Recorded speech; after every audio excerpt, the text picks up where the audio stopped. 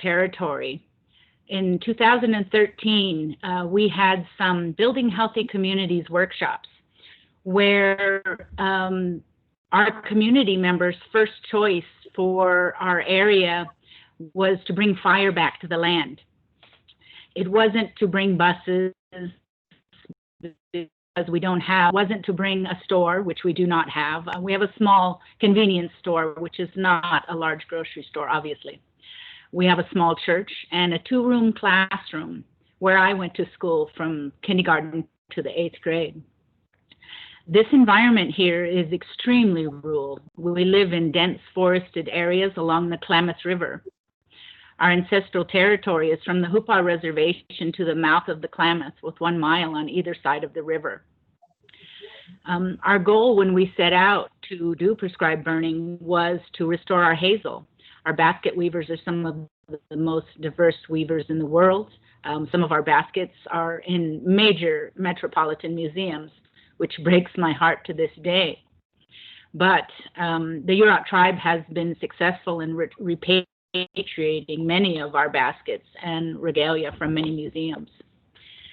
Our prescribed burning program started out as a training exchange, basically, where we work with CAL FIRE and the Forest Service and Humboldt County Air Quality in order to restore our lands.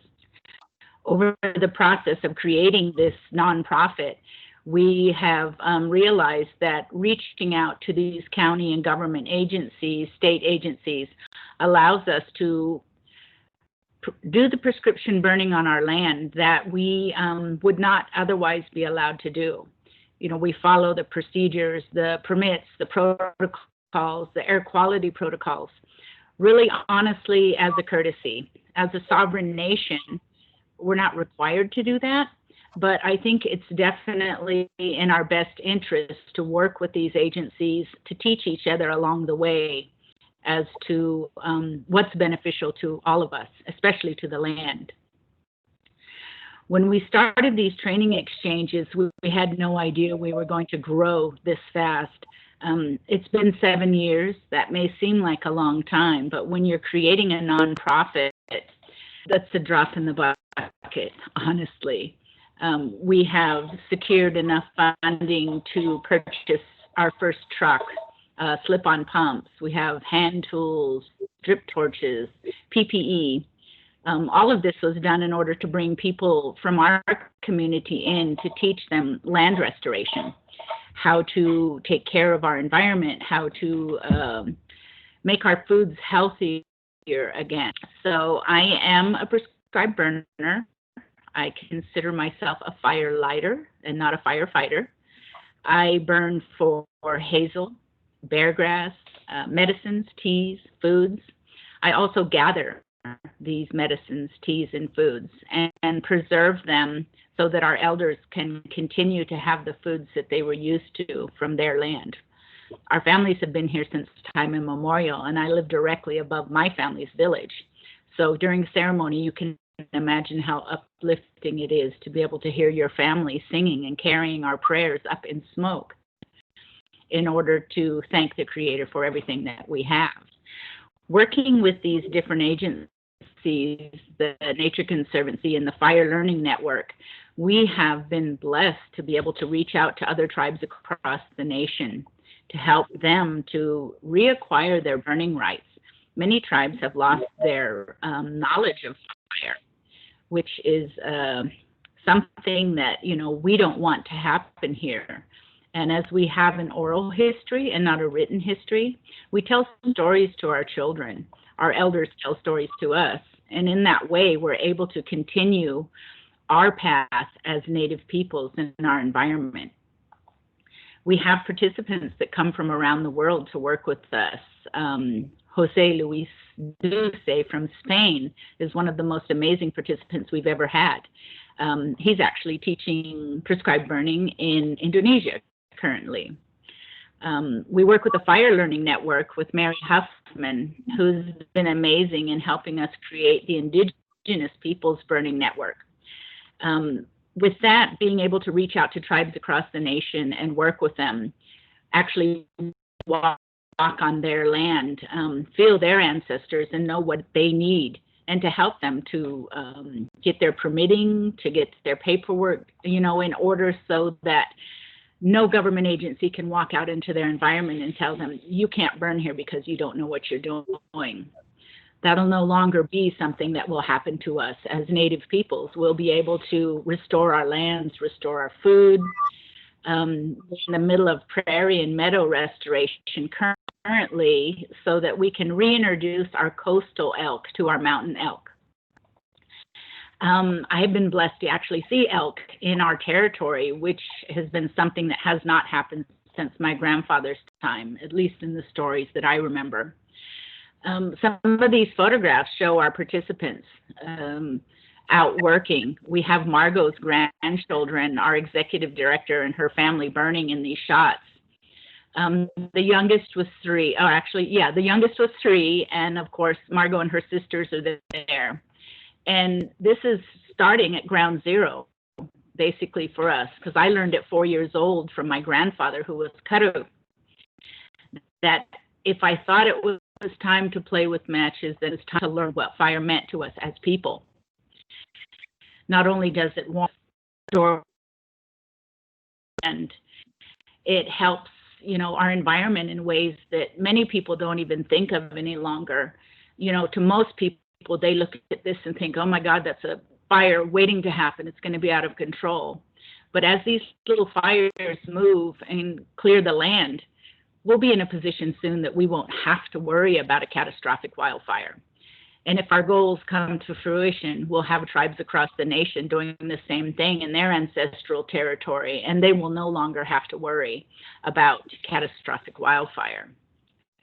It's been one of my goals since I came on board with Cultural Fire, to be able to walk out into the forest and look in either direction for as far as my eyes can see. That was my father's goal. And so I've picked it up now. He's been gone 20 years, and every day that I burn is a great day to be Indigenous. What do you think, Neil? Thank you, Elizabeth. That was great. I had a couple slides in the beginning that I wanted to jump back to real quick. We got a little out of order here from my original draft, but that's just fine. So one of my goals for today was kind of to introduce you guys to our wildland fire management program and how we look to align our work with what Elizabeth was just talking about. So I hope in the short, brief time we have today, we can inform everyone of what's going on, inspire everyone of what's going on, and try to increase awareness of cultural burning practices in northern Arizona. I'm very envious of the program that Elizabeth and Margot have up in Northern California. I wish we had something similar here. Real quick story about me. I grew up in Western Massachusetts in the Connecticut River Valley, went to college in Colorado, and then found my way to a tall grass prairie in Northern Illinois. And I just wanted to bring this up on our call here to remind everybody, but that we don't necessarily need mountains and canyons and rivers to find inspiration in nature. I did not go looking for this in Illinois, but it found me, and then I found it. And this is where I really started to understand how fire shapes our landscapes in such important ways. And then just following on our conversation that we just had, a real special place to me here in Flagstaff that I'm connected to is the west side of the peaks. The mixed conifer forests, the meadows, the willow groves. These are all beautiful, special places. And when I say west side of the peaks, I'm not referencing a piece of land that we just discussed. I think as Sean mentioned in his story, the line that I resonated with was, "I don't go there." Okay, so as Elizabeth was saying, getting fire back on the ground and being able to see into our forests. Our historic ponderosa pine structure here really was managed by fire, and that is our goal, is to get fire back into the forest. Right now, we have an unhealthy forest across lots of the landscape here because of fire suppression. For thousands and thousands of years, our forest was functioning with people and lightning strikes starting fires, and it was very open. We had trees in groups with large openings and very frequent low severity wildfires. And just to give you an idea of how important fire was to our landscape, that let's say our ponderosa pine forest has been functioning this way for at least 10,000 years, and then we turn off that function of fire for just over 100 years.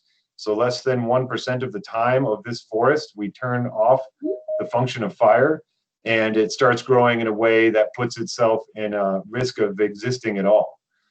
These catastrophic fires in these fire adapted landscapes are a result of excluding fire. So it's kind of a difficult message to say that good fire prevents bad fire, but that's really the truth. Getting good fire back into our forest prevents the catastrophic fires from happening.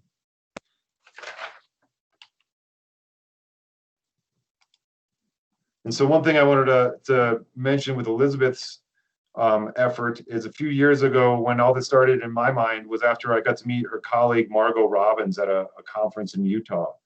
And something that Margot said that I think was very powerful is when we were talking about her program. She goes, "My culture is fire dependent." We often think about landscapes as fire dependent, but I want to repeat what Margot said. My culture is fire dependent. And I think in Northern Arizona, we have a shared culture here that is also fire dependent, but we don't often talk about that. We just talk about the land being fire dependent. And so I think it's really important for us to realize that a lot of our community risks, a lot of our community stresses are built around these catastrophic wildfires. When we see smoke in the air, it's unfortunate that very often our first thoughts are that something's wrong. I consider our success the day that we see smoke in the air and we don't assume that any first responders are at risk. We assume that the forest is getting a good experience going through this fire, and we can assume that bad things are being prevented. So it's really our shared culture is we need to get good fire on the land, whatever your background is, if you're in Northern Arizona. So really, that's I think the inspiring takeaway I'd like to make sure everybody leaves with today is thinking about, we are connected to the land. Our culture is fire dependent. It's not just the landscape, and working together to get good fire back on the ground is so important across this area. So that's about the presentation that I had. Rose, do you want to jump into questions? I know we went through that kind of quick, but is there opportunity for questions or discussions? Well, I'll go ahead. Whoever has some questions, you can unmute your questions of Elizabeth or Neil. I know that they're very knowledgeable in the things that they're presenting, and I really, again, can't believe that we have this subject, and it's just really a good feeling to have that we can have this discussion in the city of Flagstaff. Go for it, whoever wants to have a question.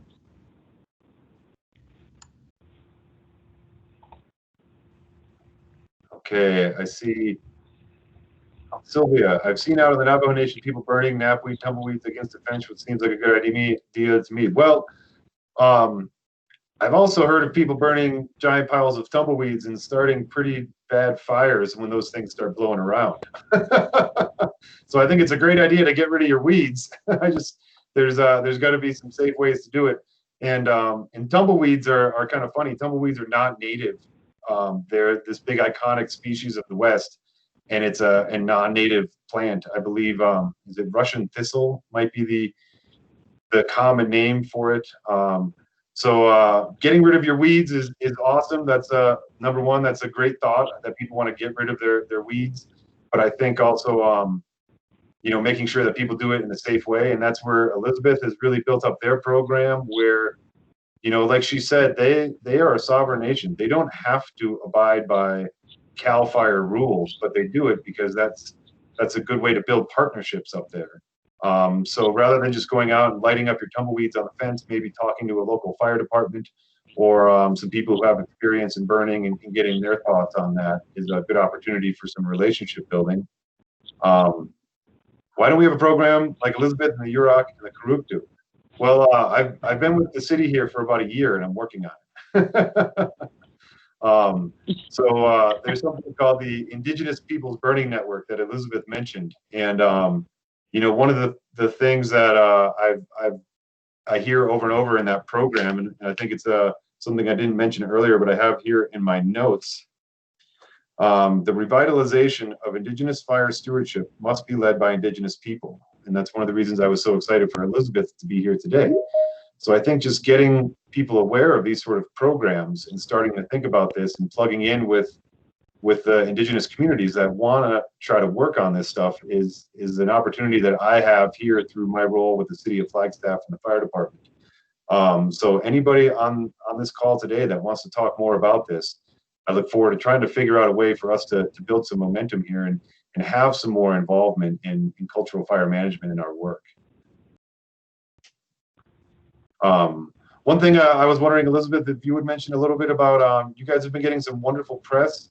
Unfortunately, with all the catastrophic, or they're not necessarily all catastrophic, but the wildfires in California, there's been a lot of great press coming out of your world of people saying, well, if you listened to us and did more of what we were trying to say you should be doing with these lands, our fires would be much less catastrophic.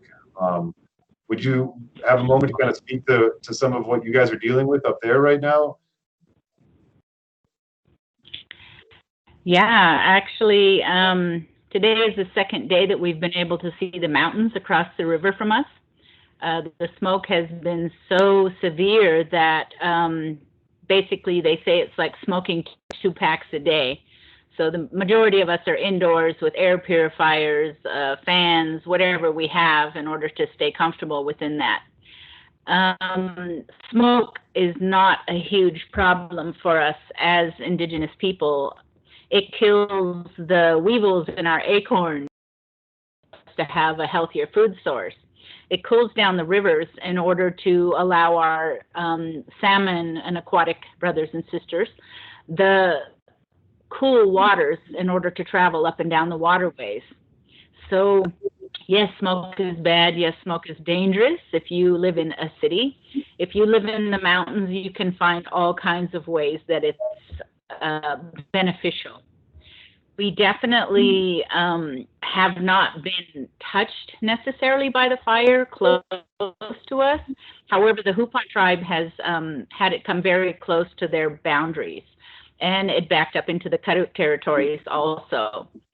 So currently it's burning in the wildlands, basically, up into old fire footprints, which helps clear that area out. It'll allow for the men and women to hunt and gather in there, which I know it's really funny to find upsides to fire, but as Indigenous people, having it be part of our everyday life, it's just one more day in a beautiful sunny world, as far as we're concerned. I can go out and gather foods knowing that they're healthy because the smoke was able to kill insects that, affected our food. We can go out and catch fish that are healthier because they have cooler water to swim in. So, there are many benefits to fire and to smoke. It's just learning to not be afraid of them that's the difficult hurdle. Elizabeth, we got a couple questions here. One of them, do you know if there are specific roles that women have in cultural burning practices and men as well? From the stories that I've been told growing up, the men would come out of the high country after hunting and they would burn the prairies and meadows as they came through so that the following season they would be able to re-access those hunting grounds. As for the women, burning in our huckleberry stands where we gather berries and teas and acorns, that specifically is for us to be able to have healthy foods and medicines. So I wouldn't know that they were gender specific. At a certain age, the young boys will actually go to the men's group So they'll stop doing certain things that they would do with us when they were younger, and then take on the role of being a hunter. So, you know, I hate to attach a gender to anything, but, you know, most older cultures do have male and female chores. Thanks, Elizabeth. Another question we've got here. What is your experience with cultural fire management and ties to cultural water management practices? Cultural fire. We could start at the beginning. I learned to burn at 4. Literally because my grandfather, who was blind, caught me playing with matches and decided that it was time for me to learn the proper use of fire, and that it was not a toy, that it was a tool. I have always burned around my property to keep it clear, to keep defensible space, and to keep healthy plant species. As far as its role, personally myself, I'd like to see everybody out burning and taking care of their homes, their areas, their receipts. Don't know that that will happen in my lifetime, but I am raising my grandchildren to step into my role. In Flagstaff here, there's a strong connection between our watersheds and healthy forests. When we have bad fires, it impacts our community water supply. And then putting good fire on the ground prevents impacts. Do you guys see similar things in your area? We do. You know, after one of our rather large burns that we had, Margot was very excited to be out doing a interview and stepped in a ditch that had water in it that normally at that time of year wouldn't have had water because of climate change. However, being able to burn on the land, clear the dust, clear, you know, the dead downs on the ground, it allowed more water to seep back into the waterways, therefore making our creeks healthier and cooling down our rivers better. We also are in the middle of a rather large litigation with Pacific Court to bring down dams, which should have started to come down already and are currently, well, let's say they're trying to not bring those dams down, which would affect all of our water along from Oregon clear down into the Pacific. So yes, burning does help. Like I said, it allows the water to travel back down into the waterways. It allows our animals, our, you know, plants to have access to healthy, clean water. So I can't obviously say enough about how I feel about fire and its effects on the environment. However, I am just one. All right, let's see. We've got a question, a comment from Nancy about recently learning about the historic forest structure. And then did the Indigenous people living in the Flagstaff area do control burns, or was the strategy to let fires burn? I forget the name of the book, but I was reading something recently that was talking about it was a combination of I think lightning and cultural burning is a lot more of an impact than we can identify. When we study tree scars and we can see how frequently the trees are burning, it doesn't tell us how the fire started. It just tells us there was a fire there. But I think all over the country, not just in northern Arizona, we're really starting to understand that cultures were doing a lot more burning than we previously gave credit for in scientific publications. Whether it was Arizona or Florida or even in New England, there was quite a bit of fire history that my gut tells me it wasn't just lightning doing those sort of things. Some of the research papers show fires happening at times of the year when there really isn't historic weather patterns that would have produced lightning in other parts of the country.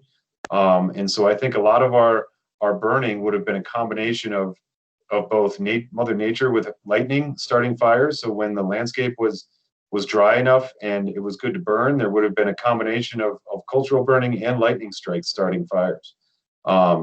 So it's, you know, one of the lines I sometimes use to tell people is that people in the West have been lied to for 140 years that they should move here for the clean air.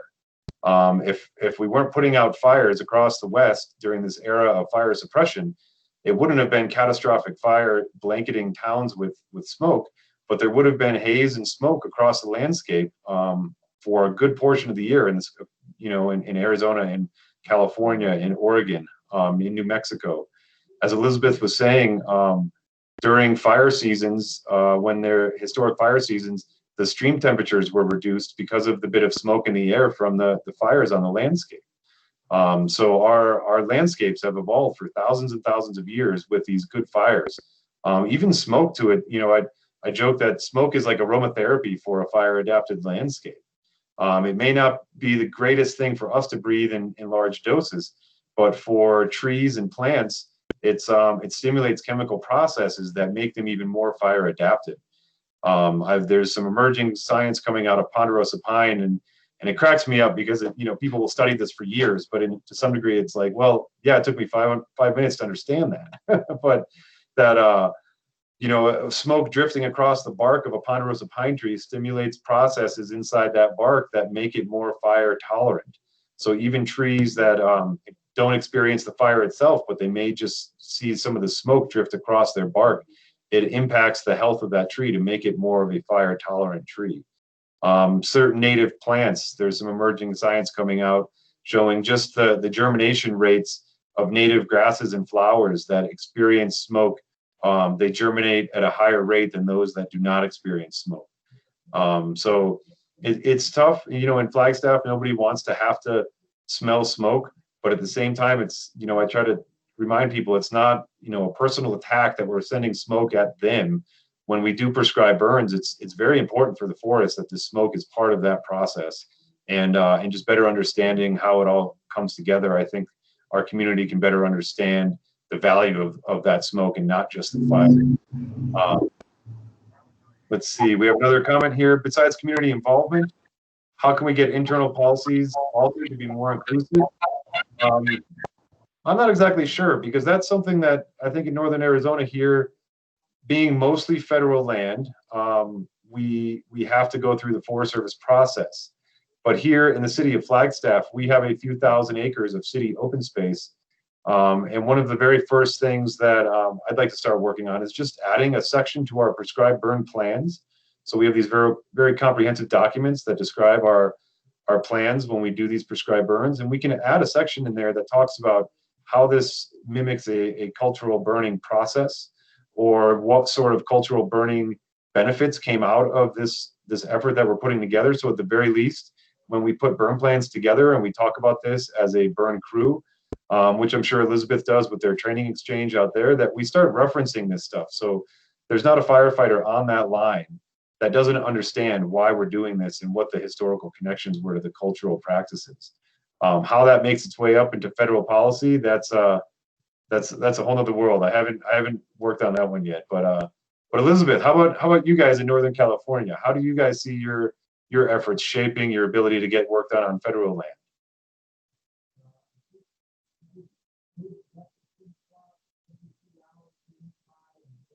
Nope. Are you still there, Elizabeth? You might be muted.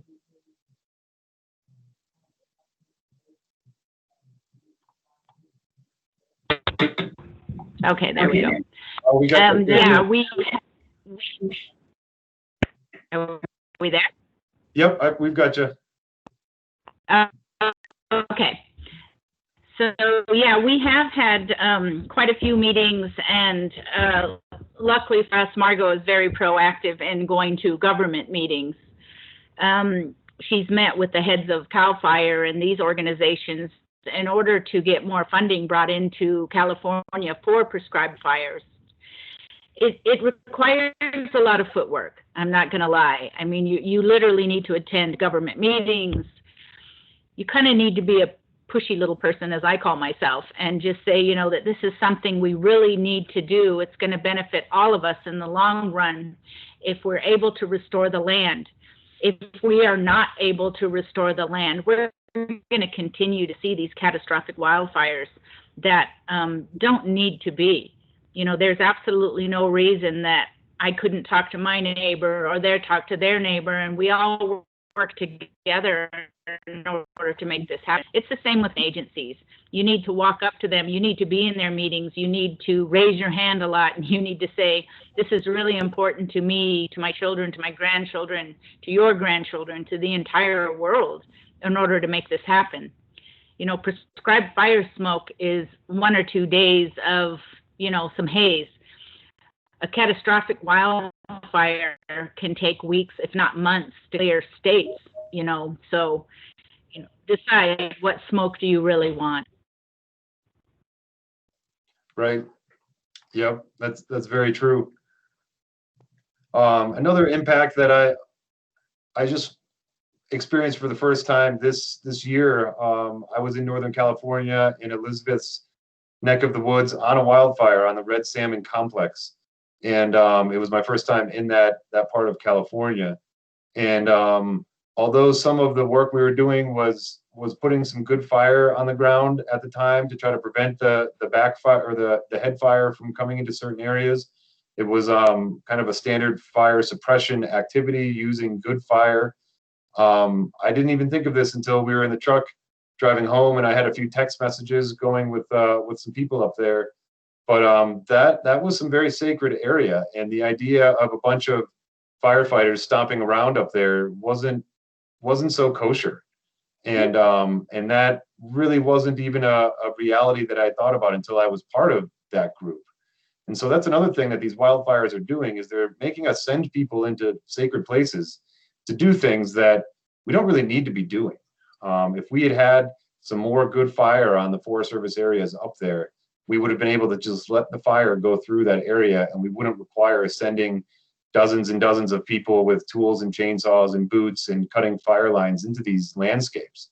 So it's not necessarily just the bad fire itself, but just putting people in places that we don't necessarily need to be putting people into, sacred areas that aren't supposed to be trammeled like that. That's another side effect of kind of the horrible reality of what we're dealing with.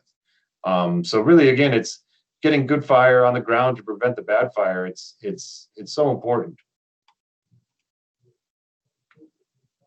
Oh, thank you for the comments, Nikki. Nikki says, yes, small steps by adding small sections, as you were speaking of, can be the way. Thank you. And then exceptional panel today, passion and commitment transferred through the virtual airwaves. Not easy to do. Thank you. I just want to make sure you saw this, Elizabeth, in case you couldn't see the comments. That's awesome. So some of the questions as well. I think if people are, we're obviously all on a computer or a phone right now, you can look up the Indigenous Peoples Burning Network. That's part of a group that Elizabeth mentioned. That there's it's not the most robust webpage, but it includes some really interesting documents and reports about the different groups that are part of this network. It includes some of the issues that we've been seeing in Australia that are very similar with the fires in Australia. And again, just getting involved in your public land management. All of us here are what I like to call public land owners, and getting involved in supporting fire management efforts. There's always some vocal few in our community that get very upset about any smoke in the air. And we're actually working some of the lessons learned that came from Elizabeth's region. We're working on replicating some of those steps for our community here. One of those would be a HEPA filter program. So we're looking at trying to raise some money to be able to distribute HEPA filters to the Flagstaff community and then into some of the larger areas of Coconino County. That way, if there are prescribed burn impacts that we can predict, or there are potential wildfire impacts, we'll have HEPA filters available for people that have health effects from that. We're not trying to just tell the community to, suck it up and deal with our smoke out there. We want to try to provide some, although sometimes I want to say that, I'm not going to lie. But the reality is we also duplicate our successful efforts in land management in our communities and providing resources to the people that have legitimate health impacts. And just being able to make a HEPA filter or two available to a household can really make it where the green light for us to do this important work in the woods gets to continue, and people don't have to don't have to say we shouldn't be doing this because of the health effects. So we can work in our communities and in our woods at the same time.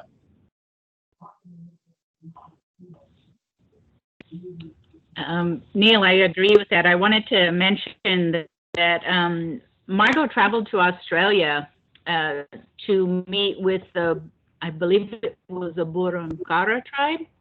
Anyway, they had a healthy country plan. And so Margot went to review the healthy country plan and to look at what needed to be done to create something like that here in our environment. So the Nature Conservancy, Fire Learning Network, and Cultural Fire Management Council, the Karuk tribe, and the Hupa tribe, we sat down and we're building a community health and wildfire protection plan based off of that plan that we went to review. It's been amazing seeing what all the different communities need and what they want and how they want to teach their youth from basically from Head Start, preschool, all the way through to college here. So we implement all of these programs in our schools from the time our children start school until they graduate out of college. I would hope that other communities would look at something similar, you know, start with your children. We often think they don't pay attention or they're not listening, but they are. My 4-year-old granddaughter currently wishes to start burning. So I guess I have my job at hand. I need to start training the little ones again. I'm on the board of the Friends of Camp Colton, and that's Elizabeth. That's a 6th grade camp that school district students get to go to, and outside school districts can go to here in the Flagstaff area. And last summer we implemented a forest ecology program, and we had some plans in place for this year, and COVID's put a big pause in all of that.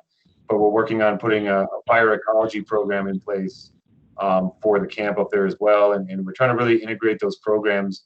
Like you said, you know, kindergarten through high school, we have access to at that facility through the school district. So getting people, you know, through that camp, potentially 1,000 students a year go through that place, and getting them to think a lot about fire ecology is one of our goals up there.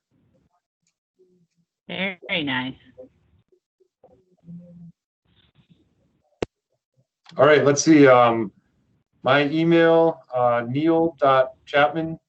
Here, I'll put it in the little box here in case anybody has questions. flagstaffaz.gov. I am based here at City Hall. Please feel free to contact our fire administration office anytime if people want to talk some more about this or have some questions. And then again, the Indigenous Peoples Burning Network. Cultural Fire Management Council is another website that's got some information about Elizabeth's program.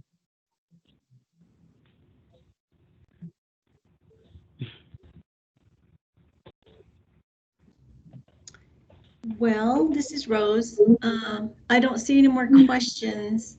So I was just wondering, Elizabeth, if that report or that you reviewed or that plan that you reviewed, would that be available to Neil, sorry, Neil,